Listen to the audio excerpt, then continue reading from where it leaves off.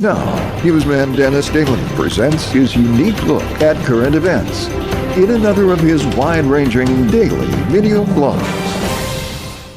Hi, and thanks again, everybody. There's not much to say on this day after the quadrennial federal election, but the most important surprise might have been the fact that things wrapped up early. The choice between the incumbent and the challenger Mitt Romney boiled down to not so much an ideological choice, but a choice between the haves and the have-nots. I'm reminded of a papal letter written by Pope Paul VI back in 1967. He called for development, jobs in third world countries, saying that in his words, development is a new word for peace. He also paraphrased the old adage that the rich get rich and the poor get poorer. The Pope noted that as the world becomes more and more instantly connected electronically, the more wealthy nations should become cognizant of the problems of third world nations.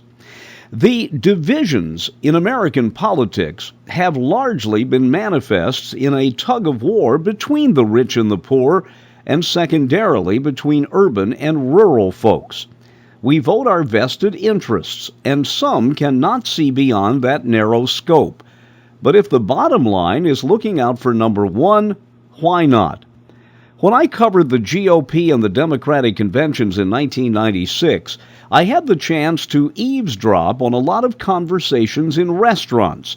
The young Democrats at the Chicago convention, upon whom I eavesdropped, were by large talking about social issues and programs to help the poor. The young Republicans in San Diego were talking about vacations, their cars, and their investments.